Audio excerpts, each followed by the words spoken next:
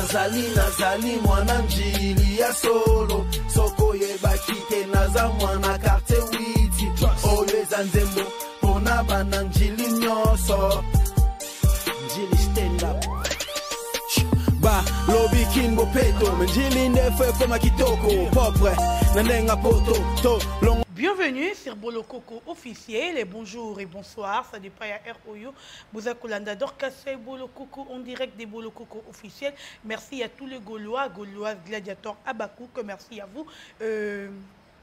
Nous sommes là, nous continuons toujours comme ça là, parce que ben amato le bateau peut tout ça là, tout l'embâter, tout l'embâter qu'on fortifie ba Gaulois, tout l'embâter qu'on la moussa ba Gaulois, tout l'embâter qu'on soutenir, faire rigoler la pazurie à Jésus de nuance, Dorcas Boloko qu'on la Gauloise et bino boyebi, ceux qui n'ont l'obité n'a défendre artiste n'a pas de ton akanga mouno n'engue bino batu boza au sein abisso et ne pas n'a pas de monde n'a manque qui a respect envers artiste n'a pas fait rigoler parce que na moment oyo eza moment ya ko soutenir artiste nanga na te karaté na yemba raté musa nanga eza micro donc vanda ko loba nanga bonne eza soutien oyo nga na ko apporter na et pas y artiste nanga.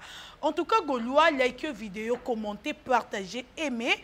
Eza façon ou manière ya pour soutenir Dorcas Bolokoko la Gauloise oyo bino bolingara mingi abakuka vi. En tout cas, merci beaucoup à mon sponsor, SMK Empire, Balobi, on est le sponsor officiel. Il y a Bolokok officiel. Merci beaucoup aussi à mon manager, Smoking 9D 7 8, les grands rappeurs de prix l'Angleterre. Merci à toi. Et merci aussi à Champion Wadol, 1 million de fois, Savané Moiti, Eclipse Lomingo, drapeau à Lyon. Merci à Gloria Ntoko, Motemoya Espoir Ntoko, à mon pasteur, l'apôtre Bilingandou, là je vois directement Washi Matondo, Papa Bato, Israël Matondo. Moi, l'amour qui tourne donc il y a au Saranate quoi. Et aujourd'hui, je suis avec Jérémy Yoka. Tozo yamba tout te pone sengo. Te. Toi peine à mawate. Faut le barabatu ba yebaka. Toi ne sengo, tozo à l'aise pour problème ezate. Toi, na mawapé, parce que tu as coufélité, faire rigoler la ticale comme on m'appelle Moutou, et là, on faut te faire comprendre bino les Gaulois. Je savais que Jérémy Yoka, ou Achifungwe la caméra, et Bande Koba Mounilanga, Jérémy Yoka, Yaba Yoka, Ya Yoka. Bolo Coco. Bonjour et bienvenue. Hein. Ouais, bonjour. Vous êtes un peu timide, qu'est-ce qu'il y a? Timidité, ça lié à. Peut-être situation tout ça, voilà. Mais je sais que.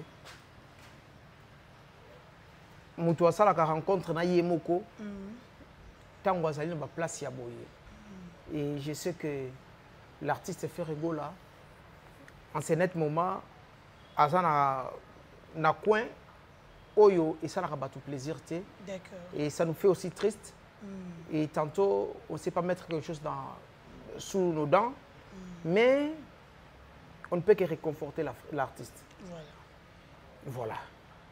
Mais mon idée que Yosa timide, Yosa un peu Namabolembu, c'est comme si tu es découragé pour Bagoloua, non, découragé. C'est comme si ce qui Yoka et Mouka Zadjer, mais c'est que ma bezali. Ok, on a que nous les Gaulois, il faut nous appeler un courage autour de ça. Nous sommes en train de déplorer l'injustice. Voilà. L'injustice. Parce que, ouais, bien, on a moni Kofi Olomide a sali vidéo pour na. Jésus des nuances. Voilà. Moi, je me suis dit, au moni mukolo Dorcas Bolokoko, au recours fait la être cher. Son recours fait li papa nayo, to maman nayo, camarade ou a roulé sayo bien, et ça ou a coupé la paix parents. Voilà. Mais ba camarade ou a coupé la parenté. Bah ya Dorcas c'est Sili et Sili a kem pandi. Eh, y a même pas ça les makasi belinga. Ah pas dans mon aller là. Aïbi pas si wanate. Je pense que Kofi Olomide aïbi pas si il y a injustice. Voilà. Parce que selon l'information que l'artiste a été condamné par défaut. C'est l'injustice. On ne peut pas condamner quelqu'un par défaut. Okay. Et je sais que tout va se passer bien. Et moi, je me dis, c'est dans quelques heures que nous serons avec l'artiste. Il va retrouver sa liberté. Merci Jérémy Yoka. Jérémy Yoka. Et le connaît, il s'allie que Ferigola aujourd'hui a se retrouvé Bissika Azali. oyebi mukolo bakangaka mwana nzambe soko yoki lisolo oyo bande kobeta motour na ye bamasolo ezalaki ebele basusu balobi ya lobi ye nde bokonzi ya bayuda basusu balobi ya lobi ye nde alati bilamba ya talo basusu balobi ya lobi ye nde nzambe basusu balobi elekaki basango autour ya likambo yango elekaki ebele. Mais moi je sais que Jésus de nuances pour l'instant ezali problème administrative oyo kozala régler d'ici peu tozana libanda awa. Mais ils ont un problème au dossier batoiso il a biso faire fait ça na mwana asali boy ba misuku ba comment faire abetaki leki na moi si tala niveau. Non, c'est-à-dire quoi? Leki ya moi si affaire wana, leki ya affaire ya moi si. Soit que ndaki poto. Ezali pona nani? Ah, c'est ça c'est le problème. Moi je pense que tout ça dans place wana te. Bato bazoluka ko diaboliser. Bato bazoluka ko sala campagne mabe contre la personne de l'artiste. Et yango bazo créer ma solo ebele ngala tseki batu na moment oyo tolandaka bango te soko taki communiqué officiel ya artiste balobaki botika la kolanda information to communication kaka ya bureau bango nde baza na mieux placé ya kopesa ndo information maintenant ngako senga boina ba mélomane il y a des chansons oyo ngana pesi comme recommandation batu bayoka. OK, comme quoi? Royaume Kunga. Boyo Kango. Ma maison sur l'école, il kamba sikeza te faire ça yemba. Là vous avez raison. Ayemba déjà Royaume Kunga. Ayemba déjà vieux jaloux. Ayemba OK, c'est bien vieux jaloux. Beaucoup de gens font la liaison, il y a problème au fer à zui à partir de Nzembo wana vieux jaloux. Ce côté il faut d'abord qu'on supprimer Nzembo wana.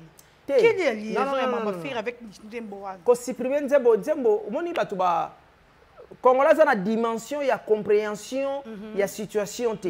Vous comprenez rime? Dimension ya compréhension ya situation te. OK. Nzembo basa elango mutu te. Je donne un exemple, Ibraton piana ayema Nzembo Kanyaka. Kanyaka ebomisa Jésus etekisa Yesu ebomi pe bondeko. Batu bazwaki yango bayembeli Fabregas. Mais si ma Kanyaka wana etikeli leçon pour na via batu nyonso. Très bien. Ozomona? Voilà. Ferregola a sala la chanson Vieux jaloux. Mais Vieux jaloux finalement vi mobimba batu mutoto amona Vieux jaloux na yi. Akoza aleke pa na yo.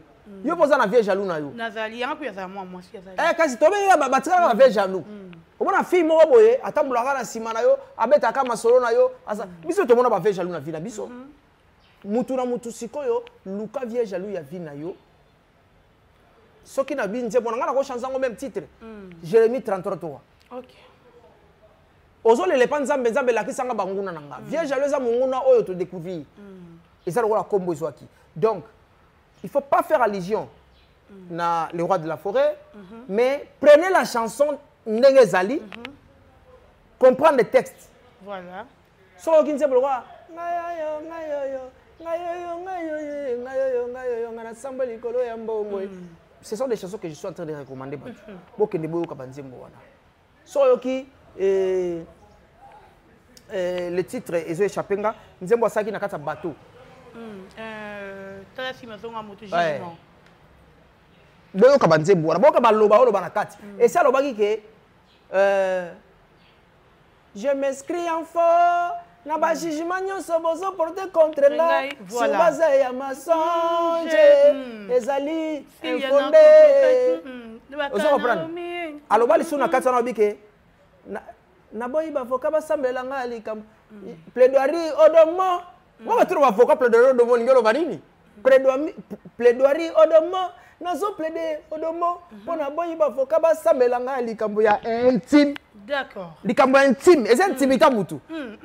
Bien dit. Pona boyi ba avocat ba sambela nga likambo ya intime na ba ça ya bazuzi ya balabala na soulever juridiction incompétente. Ça dit awa to ça na incompétence ya juridiction mo tika artiste za la libre. Vraiment. Ba avocat ba koya ba samba te la likambo yo eza ya intimité ya mutu. So bolobi ke abetaki lekine eza intimité za ma famille ou ton problème. So eza mwana eza intimité. So ezali problème, il y a administration. Et c'est intimité. Je ne vois pas pourquoi tu faut baya autour. Il y a makambo ya dengue wana na gangela ki petit moko na mona na logole pe di mona na téléphone nanga. Na mona ya posto artiste courage diambe za ngoma bete o mela no diamba no otambolo na diamba na yo où le problème c'est ozama il était comment oko kamata likambo yo eza ndenge wana te. O vie pardon na logole ngo déjà bien quand no logole ngo ndeyo po logole na répertoire nanga. Voilà. Ozomona. Donc totsika accusation gratuite. Donc, écoutez toutes ces chansons, on a Sengiawa, pour comprendre que l'artiste, Mambo est comme et ça l'obaki. Et puis, il n'y a pas solo qui est Nzambe. Ram Kunga les solo à faire en Nzambe. Voilà. À quel moment on a évité? À quel moment en Nzambe a évité? Mongongo pesanga luka ninga bachalo bele. Oui, et ça veut dire les solo faire à lobby Nzamba répondre. Nzembo boyuka. Voilà. À lobby mongongo pesanga eluke linga bachalo bele. Nzamba ebisie. Mais basangana. Bango tout basangana. Mais bako pakata. Nzamba ça rassira qui est. Donc, nenga ça je sais qu'il est tranquille parce que azana assurance en Nzamba. Voilà. A ça qui est déjà que basangana les sous bako quitter. Ba bakisama. Ba ebele. Mais bako pakata. OK. Bango tout bako pakata. Bako pakata et bon mon artiste a retrouver liberté na ye. To consommer na biso dynastie. To sambela pour un artiste. Pour situation et sans pureté. Mais d'ici peu, tous en liban. Jérémy Yoka, na moment ya promotion, na moment faire autre bimisa disque naie na marché même pas 2 mois. Artiste a koutani na likambo. Est-ce que c'est possible? Parce que disque wana et que les sous en avance, to et qu'occuper ko et c'est moi shit na ou. Et quoi il ko affecter disque ce que biso to zala gité. D'accord, bien dit. Lokola biso to zali to ça la promotion ya disque. OK. Lokola artiste à côté na prison to na aza na détention na disqueté pour disque sont bête à libanda voilà yenda ça la détention et je sais que à Obadaye bientôt mais nous sala la promotion et qu'on continue d'accord et on continue. Jérémy Yoka Mopandi Sango, est-ce que peut-être que vous avez un mot ou bien quelque chose que vous avez un bureau à faire par rapport à la situation? Bon, on a côté ainsi, je me souviens. Pour la bureau, je pense que... Que ce soit un poteau qui, ensemble. Ensemble. Voilà. La première des choses, il faut contrôler la communication. Okay. Très bien. Parce que la communication est à la base. Il y a réussite, puis échec. D'accord. D'abord, je tiens à vous féliciter pour la communication non officielle. Communication officielle, on a en tout cas encouragé en haut. Maintenant, ce que je voulais dire, c'est ceci. Bati là, ba contre-molé m'a tenté, ça la communication inutile. Okay. Par contre, ba peut sa confiance na presse. Oyo et sa ligne voilà. Derrière l'artiste de façon que ba ça la message, ba ça la émission pour la promotion d'abord et album parce que l'objectif ici tout d'abord c'est dynastie. Voilà. Même ce qui se passe, je sais que Ezana Bato Bazolingaba quoi cette dynastie. Dynastie, c'est l'une des plus belles albums de l'histoire de la musique congolaise. OK. Maintenant, les gens ont vu, ont constaté, ont remarqué la force. Il y a disque, il faut que disque pour un faut donc promotion album fait Salema, promotion fait Katanate, mais aussi il faut que les gens poussent. S'il faut même tout ça, sit-in l'ambassade de France, il faut le faire. OK. Eh, bah tu peux être sangani boy to quel boss ambassade to ebisi ambassadeur papa eh yebisa ba tulabino hein bazong c'est son tulabino so au samba assemblée là au cas contraire to aussi là en ambassade et je sais que et au ça là que artiste ça la libérer plus vite que possible. Voilà, merci Jérémy Yoka et Bandeko Boyo qui binomoko surtout aussi la belle mission de continuer le bassin pour soutenir notre artiste. Tout ça là on a plaisir et puis pour nous la musaba esprit ya bagolois ou peut-être bazo lela bazo mona kola que le padre que libela le padre abomi mututé là on a peut photo bisara batu Jérémy Yoka faire abomi mututé abobité ayibité abotolité donc c'est vraiment difficile à ça la prison au batu bazar au loba mais le problème à faire au lieu biso ba peuple congolais ba panzi sango to ya to encourager leader wana to encourager artiste wana mais les contrats sur 100% il y a ba chroniqueur ou chroniqueur via YouTube 90% bazali contre Ferregola bazoya pona ba insulte bazoya ko ba n'importe quoi bazoya ko finga artiste bazoya ko tenir ba parole moko exactement et oser ko choquer même ba fan artiste oser que ba fan non d'abord il faut ebelo moko tant le c'est 100% 90%. Voilà 90% déjà il y a bande ko ba sa musala na YouTube éducation pesa qui to côté. OK 90% formation pesa qui to côté. Tous ces filles là et les garçons là la majorité, parce que d'abord on a un problème, il y a formation. D'accord. Il y a information, éducation, et puis il y a civisme. Un homme civilisé, un homme qui a rempli des critères civiques, un homme bien éduqué, ne peut pas se placer devant la caméra pour fêter la souffrance de l'autre. D'accord. Ça, c'est un. Deux, un homme bien formé et bien informé ne peut pas passer dans le média pour alobali kamboyo azo maîtriser te. OK. Oyoki sango yo wana telemi mbango siko nengeza boye bomoni abetaki mwana ye. Tu parles de n'importe quoi. Il y a un Patrick Mouya, ministre de la communication et médias. Assainir le secteur de la communication. Et ça, on dirait que tu as contrôlé YouTube, on va contrôler tout le monde. OK. Il faut que ça soit professionnel. Tu vas venir à la télé ou sur YouTube parler de n'importe quoi. En tout cas, ministre Atala, il a coqué en côté. Car si tout ça, on va faire une idée. OK. On peut assainir tout ça. Tala, bato belé, tout ça ça bato. Oaza menuisier qui ça la menuiserie, oaza maçon qui ça la maçonnerie, oaza li comédien qui ça le théâtre, oaza tout ça c'est mutu na cop naé parce que finalement Moussa na biso et baby na goût esili. Ngale ora na difficulté aussi ma micro, na no poser mutu ba question.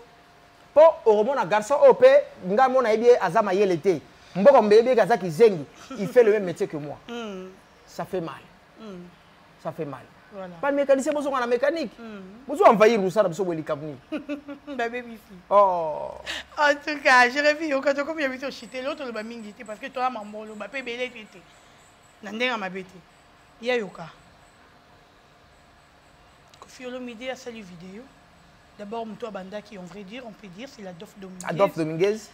Merci d'abord, Nayo. Vous appelez ça faire les combos, il y a ferré. Adolphe Dominguez. Merci. Tomoni Kofi Olomide, Célios Ram, Babino Fabrigas, Namoni, Spawn Makitonge. Bill Clinton, mais on n'a pas vu. Héritier Watanabe, oui, il a posté sur Facebook, merci. C'est comme si il y a une absence, il y a deux personnes remarquables qui peut-être déranger Batou. Weranson et Jubin Piana. Ah. Pourquoi je pense qu'on va fortifier moi dans la bangote les padres. Oui, mais tout ça cause la salle vidéo. Pour mon kilo même on a une salle vidéo même tout ça qu'on met le téléphone. D'accord. Donc tu éviter qu'est-ce qui se passe réellement, peut-être va communiquer texto. Je ne sais pas. Mais moi je ne peux pas accuser quelqu'un. Mais na yebi que Ouera na Jibé, ça va pire vieux, il a fait rigola. Voilà. Ah, sans polémique. Mais on a le but, c'est sans polémique. Oui, il y a un problème, nous sommes mais on ne peut pas contrôler ce qui est là. Ok. Mais nous sommes pour fortifier. Nous sommes alors, il y a un dédi kuna. Bizama kasi batu ba bengo boy na boy akepa batu wana. Aoko sana ya obela nete. Bazali. Ozobona. Mais est-ce que Mamba Ferro, il y a quelqu'un qui est derrière ça? Il n'y a pas quelqu'un, mais il y a des gens. Ok. Et ça n'a pas tout. Mais bon, tu as pas sangana ba ebele. Mais ba ko pakata. Parlons de l'Obani. Et ça est fait dynastie, ne sali que. Na tu le bango et dynastie zo bangi sabatu. D'accord. Album Oyo, ils ont bangi sabatu. Muta beta disque boya zate. Ils ont bangi sabatu. multitude de styles, il y a musique. Et il y a une dimension autant couleur. Et ça fait peur. Ok. Ça fait peur.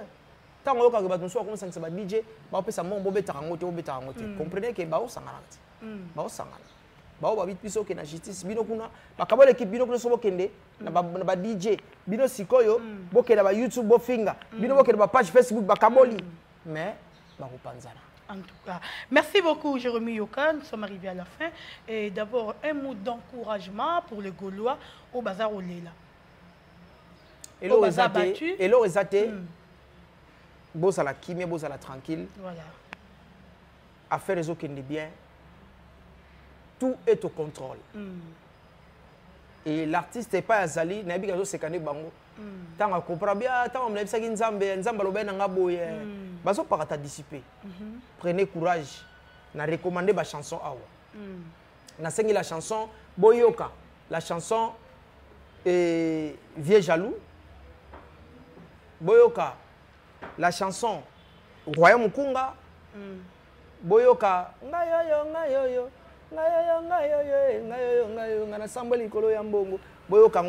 Et enfin, Boyoka, nous avons un clip dans bateau, Boyoka jugement.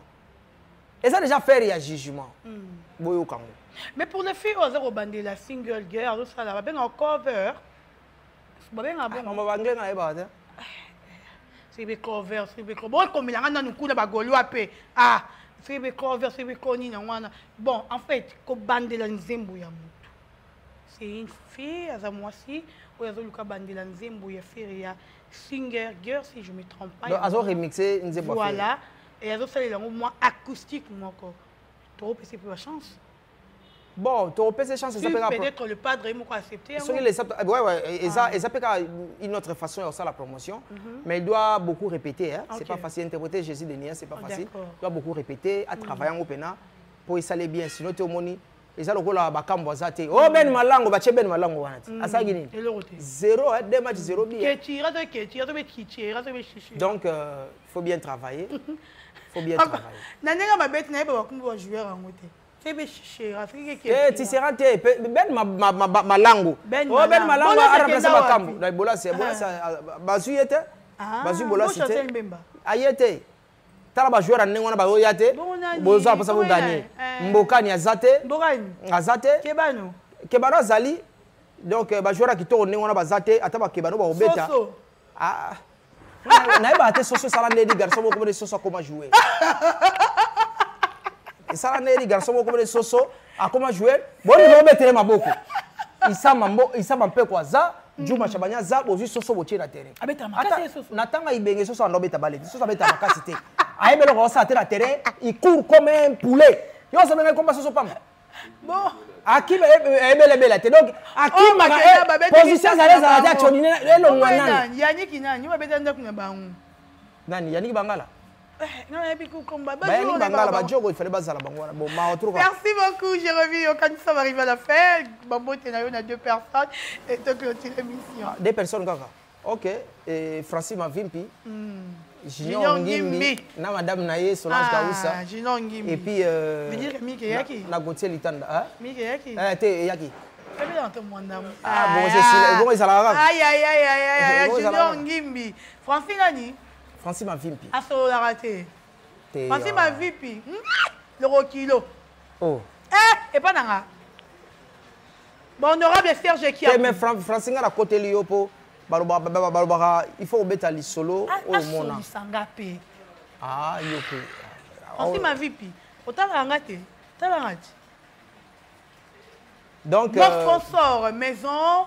Na pesa na Gauthier Litanda mote te na sisa na Gauthier voilà na sisa na Gauthier Litanda na pesa mote pa azali Gauthier Litanda na pesa mote est-ce qu'il y en a yo pesa Gauthier Litanda Gauthier Litanda kamata buzz je t'aime beaucoup ah yo je t'aime mais maintenant je t'aime ta niveau. Merci beaucoup à mon chéri, merci à mon papa depuis Hollande, merci à vous, un grand merci à toute l'équipe de Bolokoko officiel. Je vois Richie Toumwa, Washima Tondo, Plamedi Mbaki. Et merci à vous, merci à Myriam Nkoulou, à mon sponsor SMK Ampure, maison de production. Merci à vous. Mais vers tu as vu pardon, tu as vu Léon Wangata, à Salipé terrain mounene. Donc moi terrasse moi il y a plutôt en France wana. Donc kuna pena iska batmandoya ba barbecue, ba concert bandozala chaque week-end. Ah alors là papa Gilbert Ndonga na maman Rose ne basala faut ba yara wana. Ah ba tu ba yara pas venir sur Léon Wangata. Donc week-end kuna liboke sambo ntabangulu engaye. Merci beaucoup, merci à mon manager Smoking 9D78 depuis l'Angleterre, les grands rappeurs, je t'aime bien mon frère. Merci à Gauloise Gladiator, likez vidéo, partagez, commentez et botine rappelez moi ma solo. Dans les bino ya trop. Tu continues toujours que soutenir Papa Hervé. Tu écoutes à la prochaine. Bye bye les Gaulois. Salut à vous tous qui me suivez partout dans le monde. Moi c'est Richie Watoum, je suis acteur, réalisateur et puis manager. Je gère beaucoup de chaînes en ligne. Je voulais juste lancer un message dans tout pour ça pour réaliser réaliser les bons films aux chaînes aux gens pour ça gérer le aux gens pour ça tourner film aux gens pour ça artistes mon tourner na bango aux gens va contacter donc nous on est là notre agence est là pour nous faciliter le bloc en alliance donc la chaîne qui nous va monter va caméraman va auteur donc nous on est là tous pour nous servir bino donc tout Bozan la Libanda, Europe, partout, Amérique, Océanie. Bozan va tout travailler là-bas, Bozan va tout travailler là-bas, même bazo fauché bino, va caméraman, tout comme va matériel, Bozan va matériel, surtout moi ça, pour contacter Bisso pour collaborer dans l'agence Bisso quoi.